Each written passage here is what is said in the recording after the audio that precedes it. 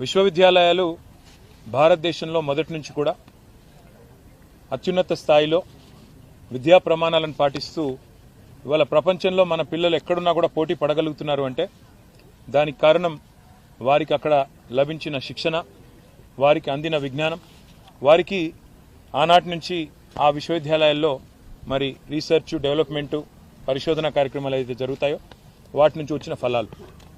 అందుకే ఇవాళ కేంద్ర ప్రభుత్వానికి మేము చేసిన విజ్ఞప్తి ఏమంటే, ఒకవైపు భారతదేశంలో కేంద్రీయ విశ్వవిద్యాలయాలు ఉన్నాయి. అట్లా హైదరాబాద్లో సెంట్రల్ యూనివర్సిటీ లాగా, హెచ్సియు లాగా అట్లా భారతదేశంలో చాలా సెంట్రల్ యూనివర్సిటీస్ ఉన్నాయి. అట్లాగే స్టేట్ యూనివర్సిటీస్ ఉన్నాయి. అట్లాగే ఇప్పుడు ప్రైవేట్ రంగంలో కూడా డీమ్డ్ యూనివర్సిటీలు, ప్రైవేట్ యూనివర్సిటీలు ఇట్లా రకరకాలుగా వచ్చినాయి. వీటితో పాటు కొన్ని ప్రత్యేకమైన సెంటర్స్ ఆఫ్ ఎక్సలెన్స్, ఐఐటీలు కావచ్చు, ఐఐఎంలు కావచ్చు, మన హైదరాబాద్లో ఐఎస్బి కావచ్చు, IIIT కావచ్చు, ఇట్లా కొన్ని నిష్ ఇన్స్టిట్యూషన్స్ కూడా ఉన్నాయి. మేము భారత ప్రభుత్వానికి ఇవాళ ధర్మేంద్ర ప్రధాన్ గారిని కలిసాము, అందరం కూడా కలిసి, కేంద్ర హెచ్ఆర్డీ మినిస్టర్ గారు.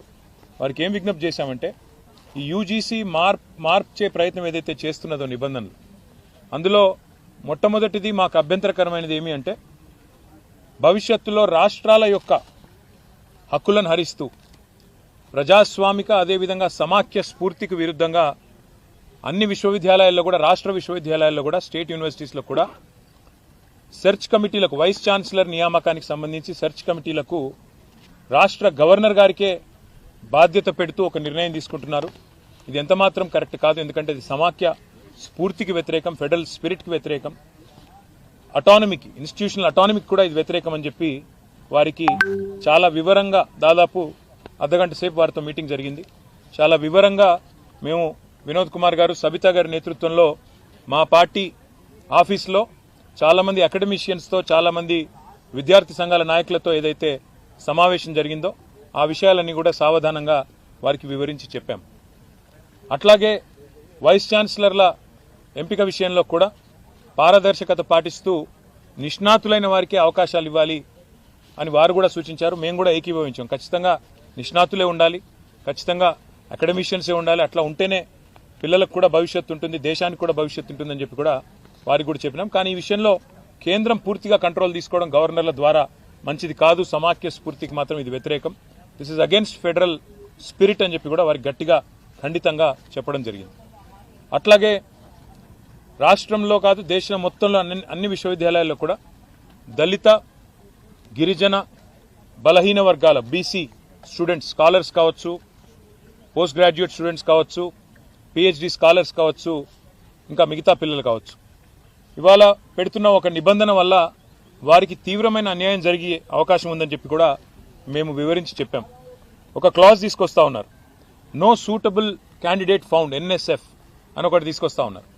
అంటే ఈ విచక్షణాధికారం మరి మనం ఆ విశ్వవిద్యాలయానికి వదిలేసినట్టయితే వారి ఇష్టానుసారంగా అవసరమైతే అప్పుడప్పుడు అబ్యూస్ చేసి, వాళ్ళ ఇష్టం లేని వ్యక్తులు ఎవరైనా ఉంటే ఎన్ఎస్ఎఫ్ కింద తోసేసి, అక్కడ అర్హత కలిగి ఉండి కూడా రాజకీయాల వల్ల కానీ, ఇతరత్ర కారణాల వల్ల కానీ, ఏదైనా ఇతర విషయాల వల్ల కానీ సూటబుల్ ఎస్సీ, ఎస్టీ, ఓబీసీ క్యాండిడేట్లకు అన్యాయం జరిగి ఇతర కమ్యూనిటీస్లో ఉండే వారిని, ఇది మంచిది ఎంతమాత్రం కాదు. కాన్స్టిట్యూషనల్ భారత రాజ్యాంగం ఇచ్చిన హక్కు రిజర్వేషన్లు. మరి అట్లాంటి పరిస్థితుల్లో ఈ రకమైన ఒక నో సూటబుల్ క్యాండిడేట్ అనే ఒక నిబంధన తీసుకొచ్చి ఎస్సీ, ఎస్టీ, ఓబీసీ అర్హత కలిగిన విద్యార్థులకు అన్యాయం జరిగితే ఇది మంచిది కానే కాదని చెప్పి కూడా వారికి వివరంగా చెప్పాం. దాంతోపాటు మీ రిక్రూట్మెంట్లో, ప్రమోషన్లో మీరు ఎక్కువగా మెట్రిక్స్ మీద ఫోకస్ చేస్తున్నారు, కాకుండా రీసెర్చ్ ఎక్సలెన్స్, అదేవిధంగా అకాడమిక్గా కూడా కొంతమంది అకాడమిషియన్స్ చాలామంది రీసెర్చ్ ఓరియంటెడ్గా ఉంటారు. వారు మీరు అనుకున్న మెట్రిక్స్కి సూటబుల్ కాకపోవచ్చు, కానీ వారిని తప్పకుండా పరిగణలోకి తీసుకోవాలి. మీరు అన్ని రకాలుగా ఆల్రౌండ్గా ఆలోచించాలని చెప్పినాం. దాంతోపాటు మరి లాంగ్ టర్మ్ స్టెబిలిటీ కూడా ఉండాలి ఒకసారి ఫ్యాకల్టీని హైర్ చేసిన తర్వాత అనే విషయాన్ని కూడా గట్టిగా నొక్కి చెప్పాము. ఇంకా మొత్తం వివరంగా వారికి దాదాపుగా ఒక 6 పేజీల విజ్ఞాపన పత్రాన్ని కూడా వివరంగా వారికి ఇవ్వడం జరిగింది. ఇచ్చిన తర్వాత వారు కూడా చాలాసేపు చర్చించారు. మీరు యూజీసీకి చెప్పారా మీ అభిప్రాయం అన్నారు. యూజీసీకి కూడా చెప్పినాము, ఆన్లైన్ అప్లోడ్ కూడా చేశామని చెప్పాము. కానీ గౌరవ మంత్రి గారికి మీరు దయచేసి ఈ విషయంలో సావధానంగా ఆలోచించి రాష్ట్రాల హక్కులు హరించకుండా, రాష్ట్రాల అటానమీ హరించకుండా సమాఖ్య స్ఫూర్తికి విరుద్ధంగా నిర్ణయాలు తీసుకోవద్దని చెప్పి వారికి విజ్ఞప్తి చేశాం. ఆ తర్వాత పెద్దలు నితిన్ గడ్కరీ గారిని కూడా కోరుట్ల ఎమ్మెల్యే గారు, ముఖ్యంగా కోరుట్ల ఎమ్మెల్యే గారి విజ్ఞప్తి ఇది. ఇవాళ ఒక జాతీయ రహదారి జనగామ నుంచి బయలుదేరి ఇవాళ కోరుట్ల దాకా పోయే అవకాశం ఉన్నప్పటికీ సిరిసిల్ల కాడనే టర్మినేట్ అవుతా ఉంది. NH 365B. గతంలో వినోద్ కుమార్ గారు పార్లమెంట్ సభ్యులుగా ఉన్నప్పుడు ఇన్ ప్రిన్సిపల్ అప్పటి ప్రభుత్వం ఇదే గడ్కరీ గారు అంగీకరించారు.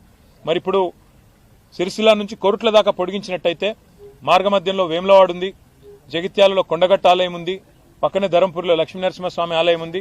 ఇటు టెంపుల్ టూరిజంని కూడా ప్రమోట్ చేసినట్టు అవుతుంది. అదే మాదిరిగా కనెక్టివిటీ కూడా పెరుగుతుంది. కాబట్టి NH 365Bని మధ్యమానేరు జలాశయం మీదుగా రాజరాజేశ్వర సాగర్ ఏదైతే ఉందో దాని మీదుగా ధవళేశ్వరంలో ఎట్లయితే రోడ్ కమ్ రైల్ బ్రిడ్జ్ కట్టినారో అట్లాగే మిడ్ మానేరు మీదుగా కూడా ఒక రైల్ కమ్ రోడ్ బ్రిడ్జ్ కట్టి వేములవాడ మీదుగా కోరుట్ల దాకా తీసుకుపోయి అక్కడ NH 63 వస్తుంది, దానికి కలపండి అని చెప్పి కూడా గడ్కరీ గారిని కోరాము. పరిశీలిస్తానని వారు కూడా చెప్పారు. ఈ రెండు కార్యక్రమాల తర్వాత మాకు ఈ 10 మంది శాసనసభ్యులు ఎవరైతే బీఆర్ఎస్ పార్టీ నుంచి పార్టీ మారి కాంగ్రెస్లో చేరినారో వారి అనర్హత విషయంలో కూడా సుప్రీంకోర్టు మొన్నని నోటీసులు ఇచ్చిన విషయం మీకు తెలుసు. మళ్ళీ ఇప్పుడు విచారణకు కూడా డేట్ ఇచ్చిన విషయం కూడా మీకు తెలుసు. ఆ విషయంలో కూడా ఇప్పుడు మా పార్టీ యొక్క నాయకుల బృందం మా న్యాయవాదులను కూడా కలుస్తున్నాము. కలిసి దీన్ని ఇంకా స్పీడప్ చేయడానికి ఏం మార్గాలు ఉన్నాయి, ఏ రకంగా ఈ పార్టీ మారిన వారి మీద వేటు పడాలి, ఉప ఎన్నికలు రావాలని ప్రజలు కోరుకుంటున్నారు, ఆ విషయంలో కూడా తప్పకుండా పార్టీ పరంగా కూడా ఫాలో అప్ చేస్తాము. ఈ 3 కార్యక్రమాలు ఇవాళ వీటి కోసమే వచ్చాం. తర్వాత సాయంకాలం తిరిగి హైదరాబాద్కి వెళ్ళిపోతున్నాం. మీడియాలో చూశాను నేను 3 రోజులు ఇక్కడే ఉంటున్నానని, నాకే తెలియదు. సాయంత్రం ఫ్లైట్ బుక్ అయి ఉంది కాబట్టి బయలుదేరి వెళ్ళిపోతున్నాను. Thank you.